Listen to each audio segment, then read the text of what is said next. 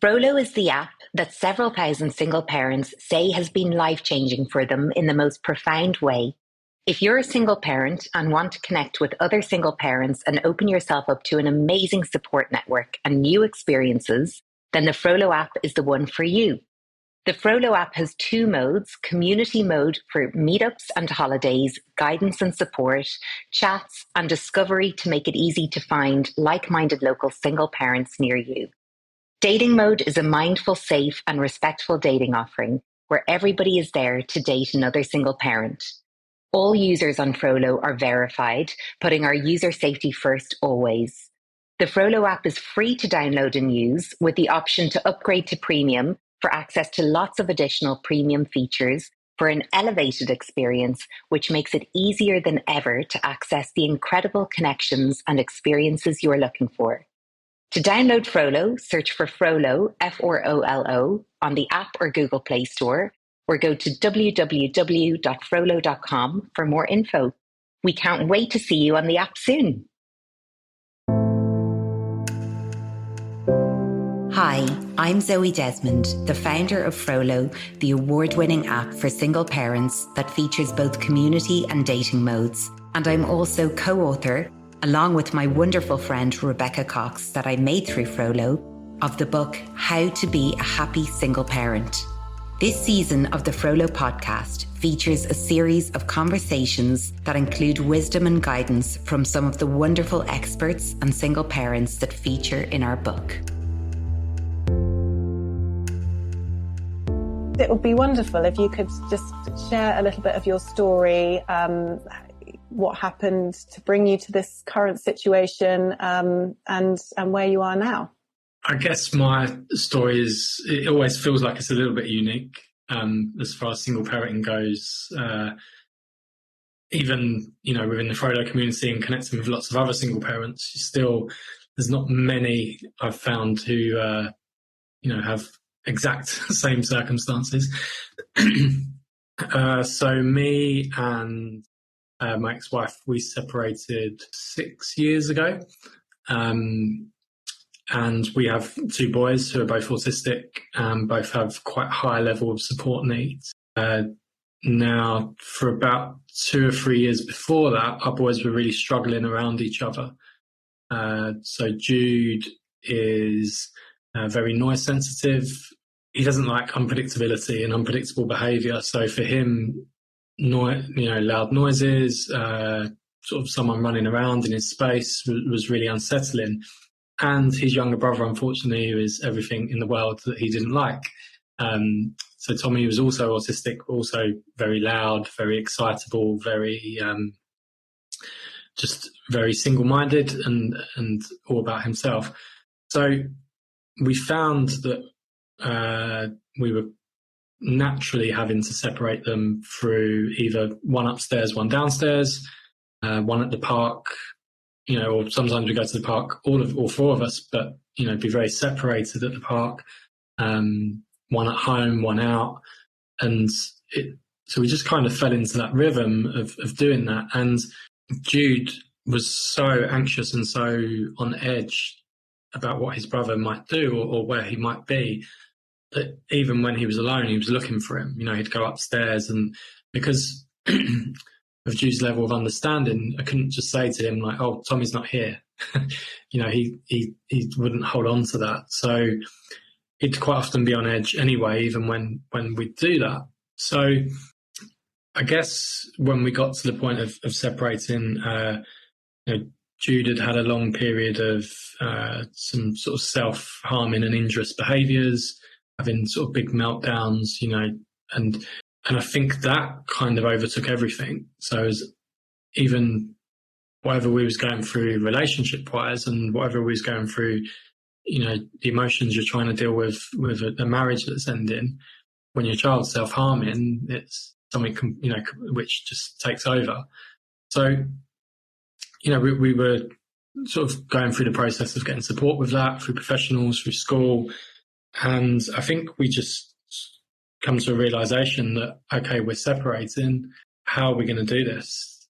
How is one of us going to have two of the boys at the same time?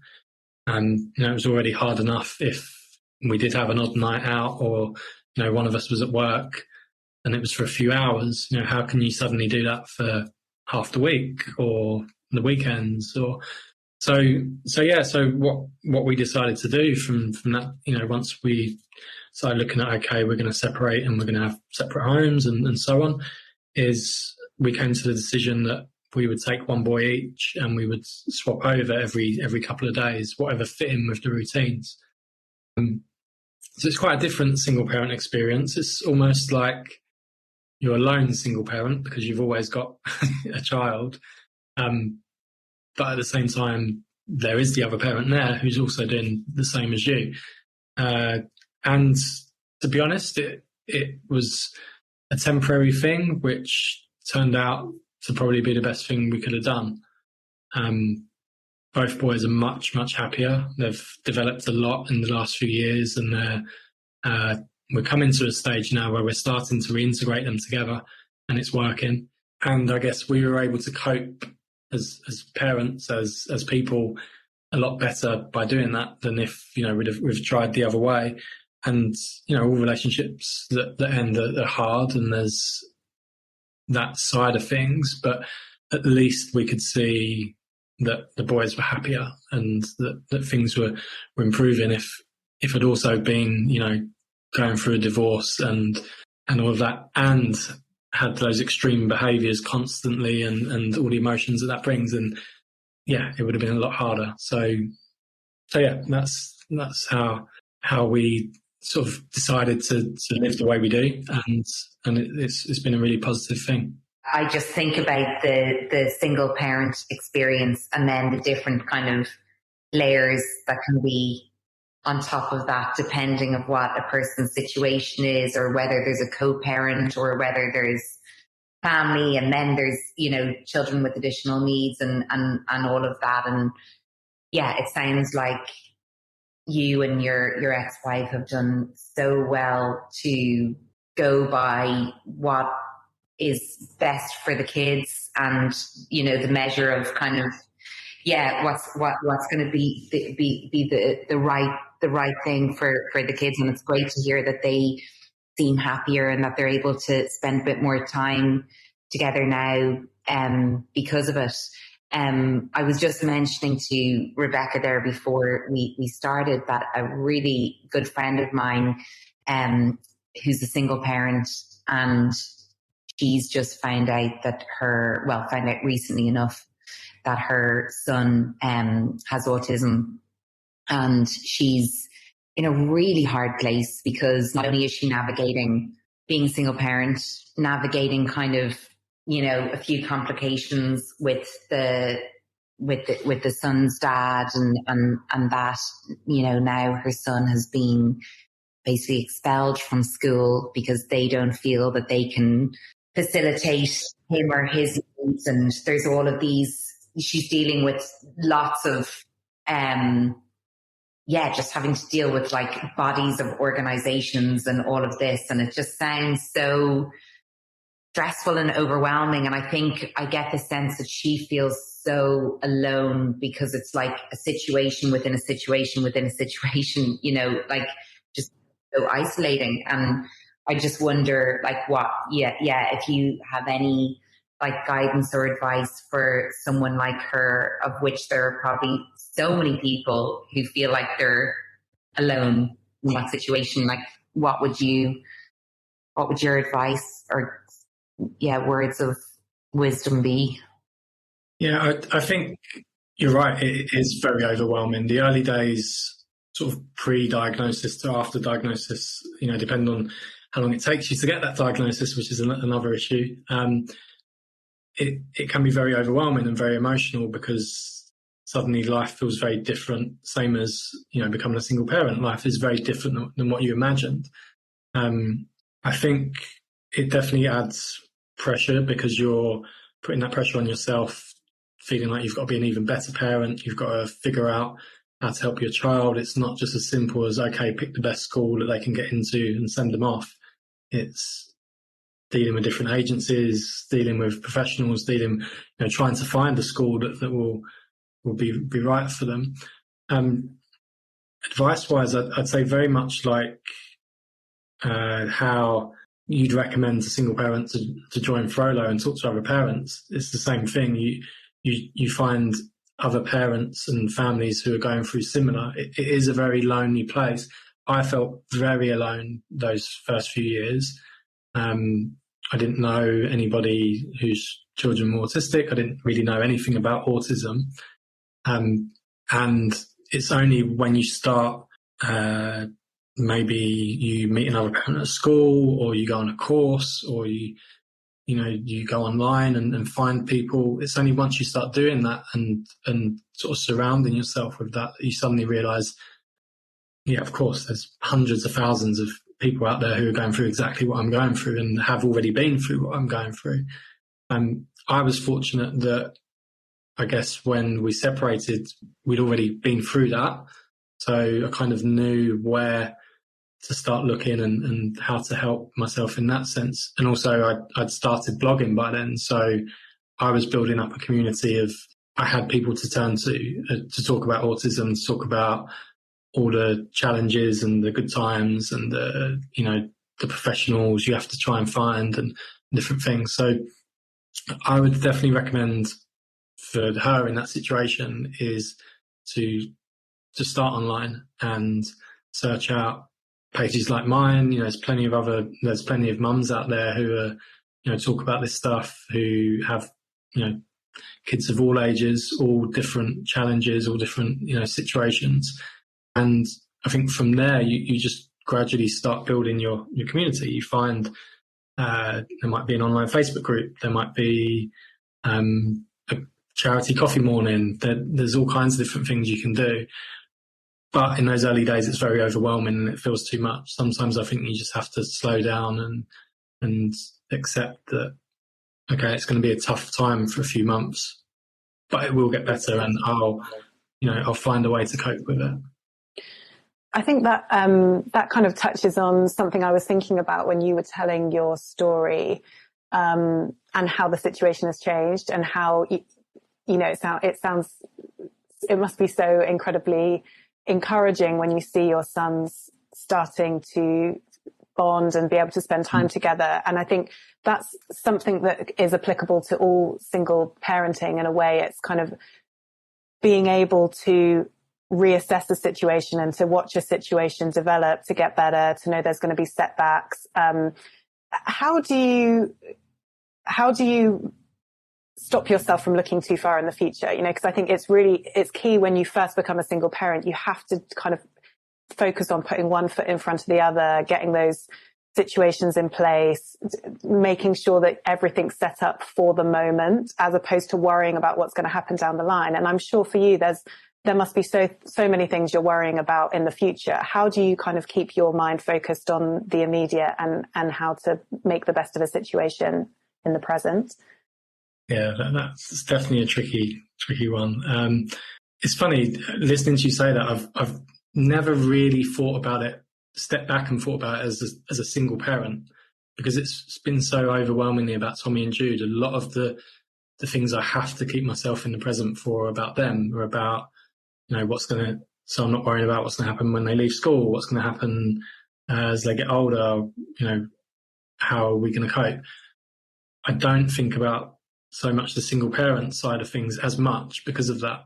But you're right, it is, in those early days of I guess adjusting to your new way of life, you do need to try and keep your mind present. I think it's just practice. For me, I think the more you get used to it, yes, I'm really encouraged by the way Tommy and Jude are interacting and being with each other now, but I'm also completely okay with the fact that they might never live together again, because it's been 6 years now and it's become our new normal. This is, the way that I live, the way that the boys live, and we make the best of that and, work around that. So definitely I think it's really important to keep present. How do I do it? I don't know. There's not like a magic trick. I think it's literally just I just think somehow I've become good at thinking about today. And okay, but today I can do that. Like today I can get to talk to you. Today I went to the gym this morning. Today I can think about all the things I can do rather than, oh, what's going to happen in 6 months' time? What's going to happen? I guess that's happened even more for me in the last couple of years because my parents sort of become a carer for them. So there's been lots of things going on and lots of worrying things on about their health and yeah, you just have to find a way to stay, focus on what you do know rather than what you don't. And how do you look after, listening to you to you saying that, I think it's so natural for parents to think about what their children need and to put to center their children in their choices. How do you look after yourself, and how do you find time to prioritize what you need? And is that something that you've actually managed to do in the last 6 years? Yeah, I think there's been times over those 6 years where I've had more time or less time. For instance, I used to have more support with the boys because my parents were able to help out. And even then it felt like I didn't have enough time, but I did have some time.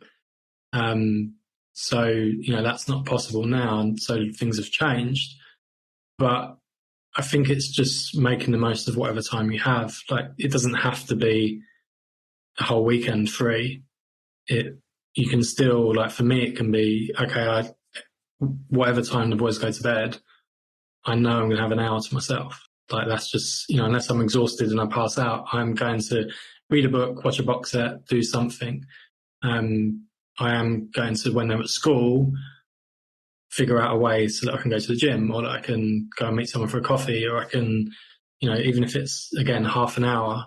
And I think when we become parents anyway, we have that sudden shift from we've got loads of free time to suddenly we don't have lots of free time, and we go from having whole weekends to do whatever we want to, we've got an hour in between taking the kids to do this and that.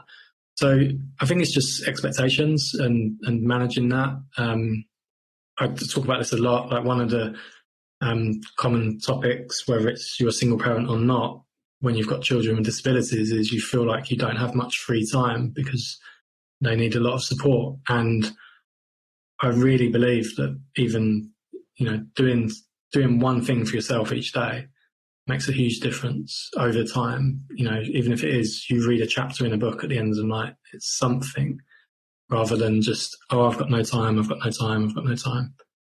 It may, kind of thinking about what you're saying about, finding your community, then even just if it's one chapter in a book at the end of the day, to just carve out that time for yourself.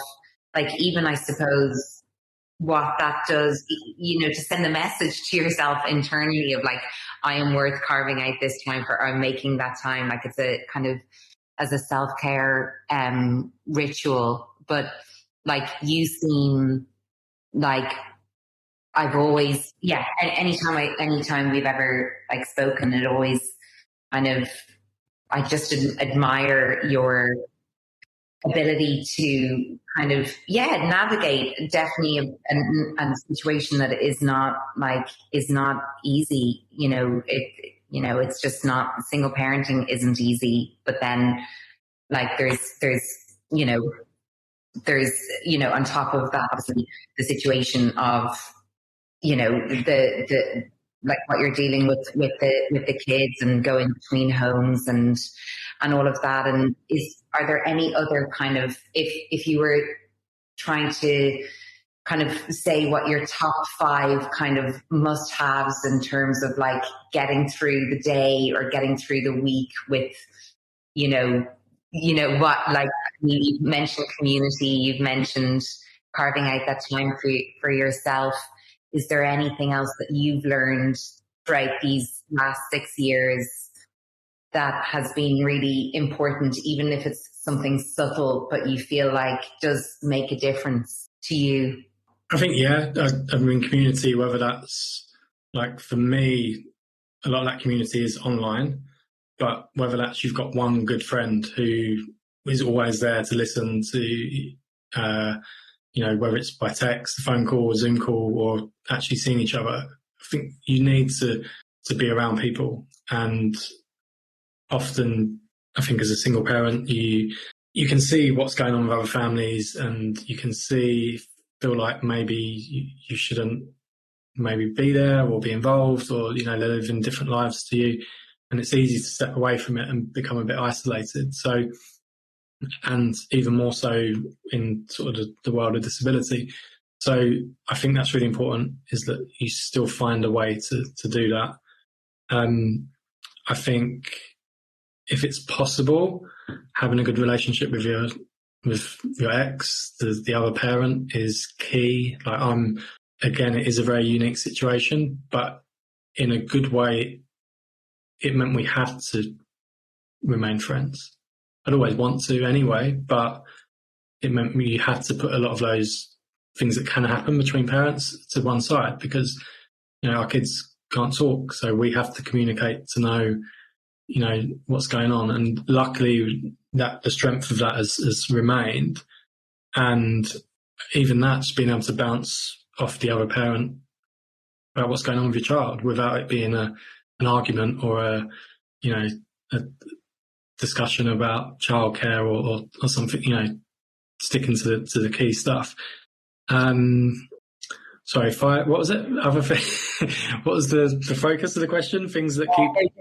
Yeah, that's really helpful. Just if there was anything, what the kind of key things that you feel do make a difference to you in either the self-care thing or feeling supported or like helping you power through, as much as possible. I mean, health is massive. It's something I've been trying a lot harder on in sort of the last year, whether that's just getting outside in fresh air, whether that's actually doing some exercise. And it doesn't have to be, you don't have to go to CrossFit 3 times a week, and you don't have to do all these things. You just need to look after yourself. And sleep goes hand in hand with that. I've been through periods where the boys haven't slept, and we've all been there with newborns and stuff anyway. But I've really come to realise how important that is. I know I can see there's such a change in me, in my mood, in how I parent, in how I handle everything, whether I've had a decent amount of sleep in a week. So I know that's difficult for some because, maybe your child is still young and not sleeping, but finding ways to help with that, it makes a big difference. And just friends and community. I think finding those who get your life, who have similar things going on, and finding ways to make sure you don't compare yourself to everybody else, which is very easy. Very easy not to, because of Instagram and Facebook and everything else, and seeing these lives that people you don't even know are living. But I think I've come to realise as I've got older and more experienced that, not everyone's as happy as you think they are and living this perfect life. So stop comparing. I think that's huge, isn't it? It's like, we talk about the stigma all the time attached to single parenting, and there's obviously an extra layer when you're talking about disability. And I think that's what's always so apparent when I look at what you're doing in your videos, is you represent the joy in your life. And I wonder if we could just talk about that, about what is joyful in your situation, because most single parents, our lives don't look exactly how we thought they were going to look for one reason or another. And I think it's you have to kind of sometimes draw a line under that and let it go, but then embrace the new joy that you do have in your life. So it would be wonderful if you could just tell us a little bit about what is joyful about your life and your lovely boys. They teach me so much.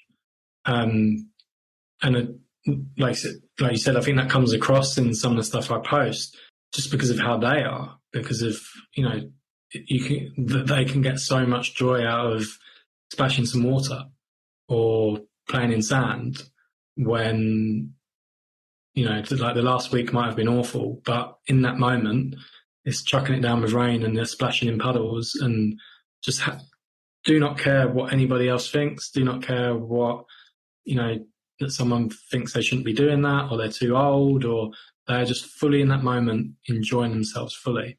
And you can't help but be picked up by that.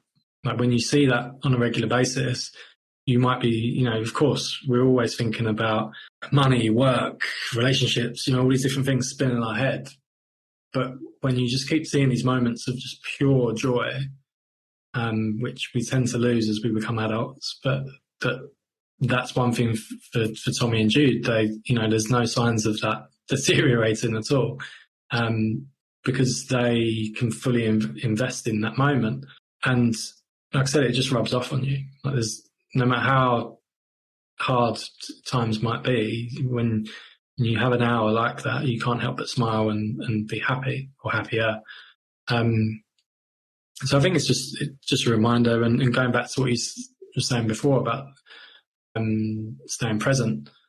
Like yesterday's gone, so what's the point of me beating myself up about what happened yesterday, or and worrying about what's going to happen in 6 months' time? Like today, this is an amazing moment, and okay, there might be a meltdown later, there might be this happen, there might be something go wrong at work, but enjoy it now. And it helps, it helps that obviously I post on social media and have such a nice reaction to those moments that it makes me realise that, even more so that, they are very special. Yeah, definitely. I guess obviously getting to that point is incredibly challenging. And I think it's great if you can use that community in a positive way, isn't it? Rather than comparing to the things you don't have, to actually find those, to look to people and be inspired and think actually they've got these challenges and they're working with it the best they can. I wonder if there's any advice you can give in terms of the specifics, if people are trying to navigate challenges around autism specifically as a single parent. Is there anything that you wish you had known at the beginning of your journey, just whether it's accessing legal or financial aid or any of those issues? I wonder if there's anything specific that you think would benefit newly single parents in that position. I'd go back a step first and to what you said about the community and looking to others and being inspired. And it is really helpful. But I get messages like this all the time where people say, I don't know how you do it. I'm not anywhere near that. And I'm not like that all the time. There's plenty of days where I'm, having a hard day or struggling, but also I'm 14 years in. So, and 6 years in as a single parent, you're very different. I'm very different now than I was 6 years ago as a single parent. I'm very different now than I was when Jude was 2 or 3. So experience helps. A lot of emotions and struggles are around the newness of it all, like the newness of becoming a single parent or the newness of realizing your child's autistic or finding out what autism is. And it feels really scary and it feels really daunting, but it's only when you go through a period of time and realize that, I can do this. Like, it's not that scary. Yes, it's different, but we're okay. That just as a single parent in general, that you start to get a bit stronger and realize that, I'm doing it. It's not just, this person on Instagram's doing it as well and great, and that's helping, but I'm also doing it. So I think remembering that the people you're looking up to and ahead of you, they've been doing it a lot longer and, and they also have hard times. As for advice of where to go, what to do, I think if one of the frustrating and difficult things is, this is worldwide, but especially in the UK, is that every area seems to have a different provision. And even within, like, I live in Essex and I hear some great stories about support and things that are available. And we've been really lucky with what Jude and Tommy have been able to access. Then I know parents who have had literally zero support. So unfortunately, there isn't like go here and everything will fall in line and will work. I would say that one speaking of stigmas, having a social worker is, Tommy and Jude have a social worker. I was dead against having a social worker because I assumed it meant we're failing as parents and they're going to come and judge us and they're going to take the boys away and, all those. That's the only thing I thought social workers did. But having a social worker is an important part of the team when it comes to getting support, when it comes to they could also be heavily involved in meetings in the future, and like we're able to access some respite because we have a social worker who understands what's going on in the family dynamic.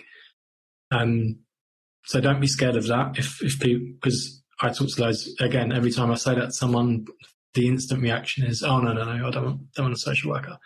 Obviously go online, try and find your local communities. Facebook groups is a great place to start, looking for an autism group, a SEN group, find other families who are local to you. There's usually something going on.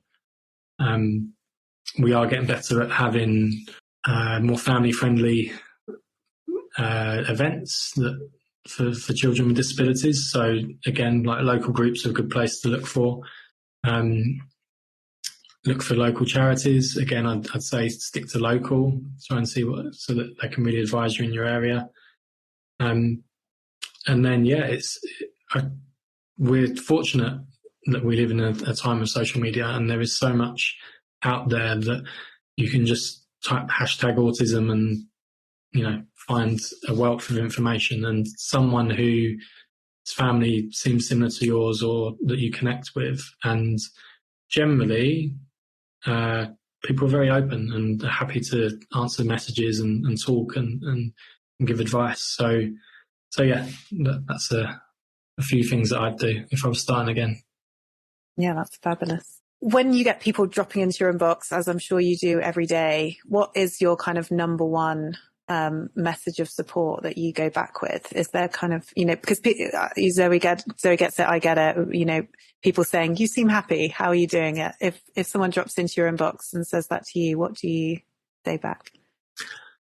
Usually if they're saying that, it's because they're struggling, clearly. And often it again is in the very early days of something that's happened.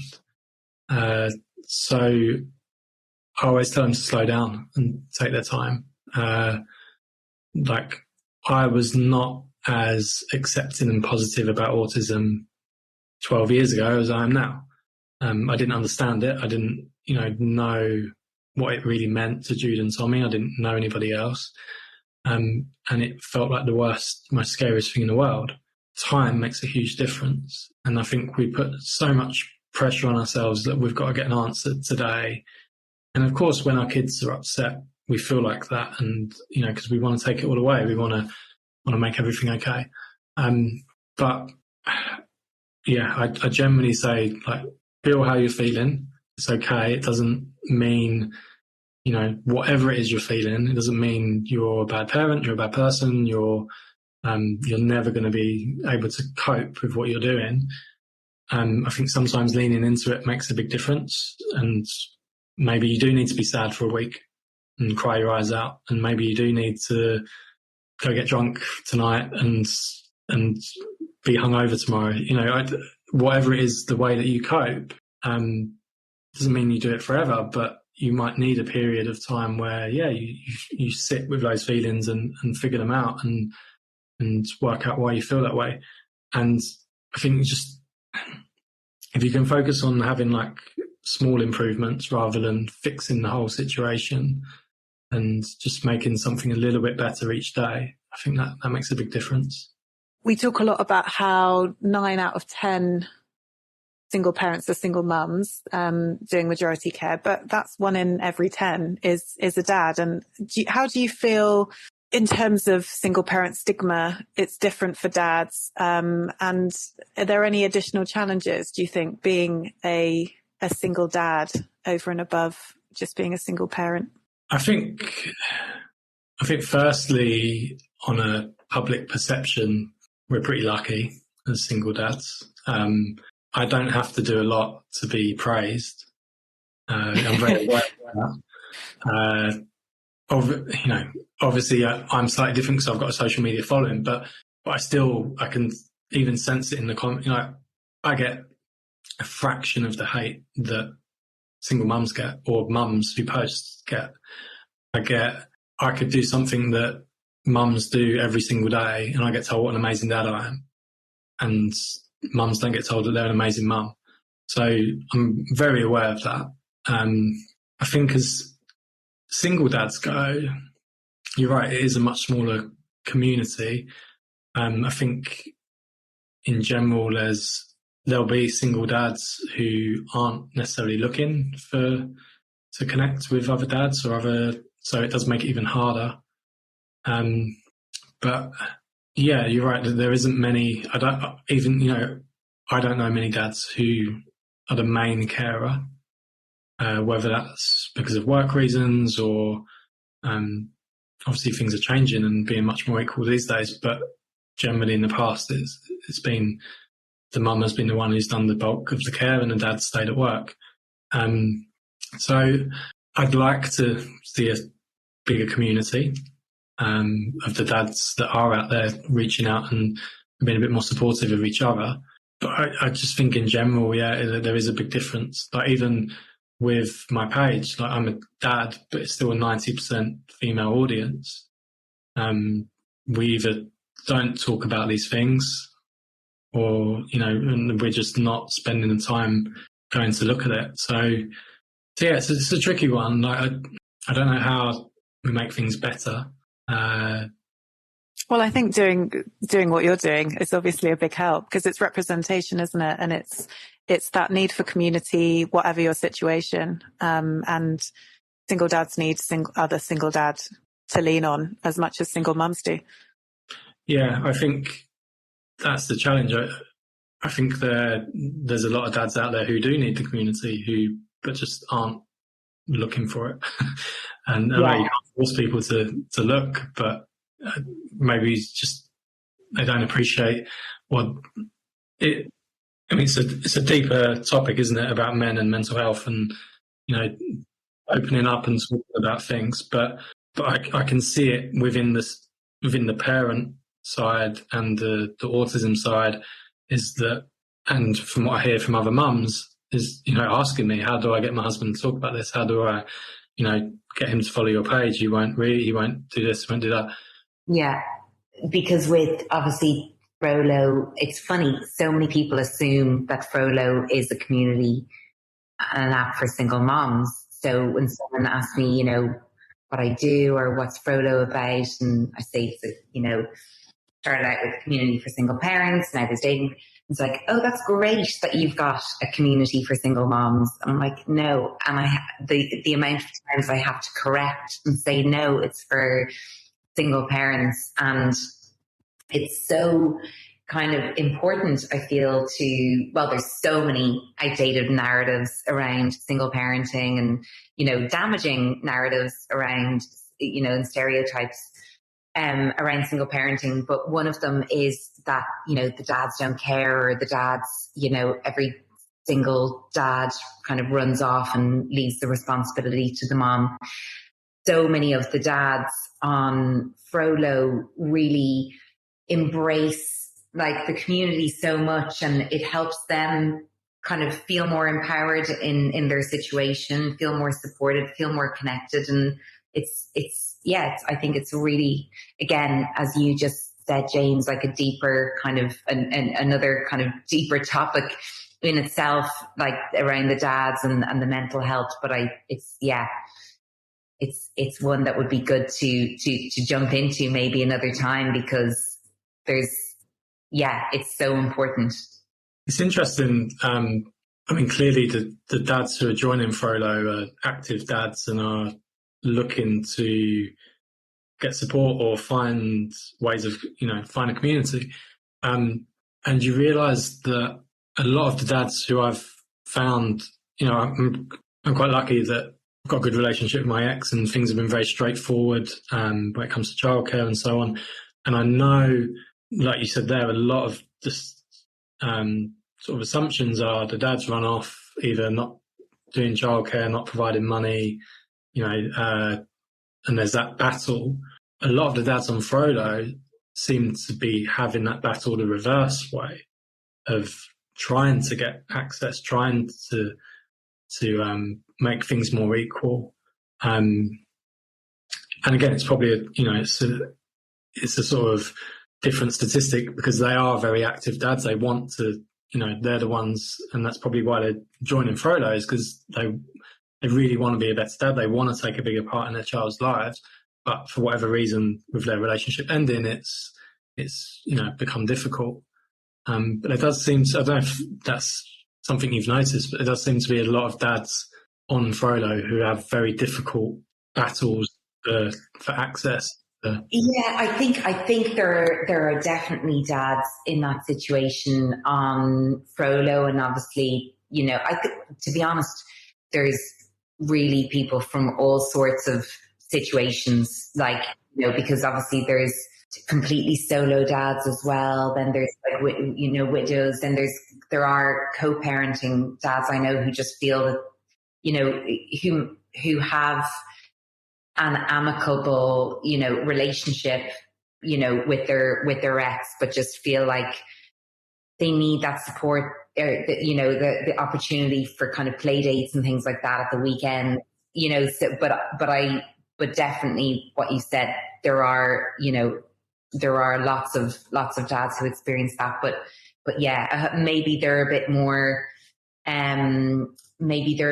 vocal in some respects because of that need for kind of support or connection because of what they're going through. But yeah, there's definitely something there with the dads. But I guess I know that we've definitely, you've over delivered on the time that we locked you in for. So thank you so much for that. But I guess one kind of final thing from me, and you touched on it in the conversation, is what Tommy and Jude have taught you. That you said they taught you so much. So I guess what are the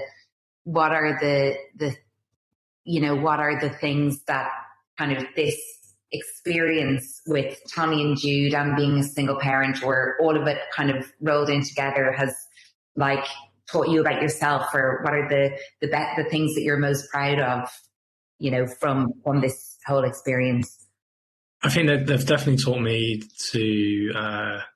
about enjoying life, about making the most of, like I sort of touched on before, forgetting about what's happened, forgetting about what's going to happen, and just enjoying that moment. I am naturally an overthinker, and I think that they've somehow taught me to try and be less of that, which is good. I've seen obviously how hard some of their days are, and how difficult some of the simplest of things can be, and can be either for them to actually do it, or how overwhelming it can be for them. And then to see how they just keep going every day, and how resilient they are, and that's rubbed off massively on me. I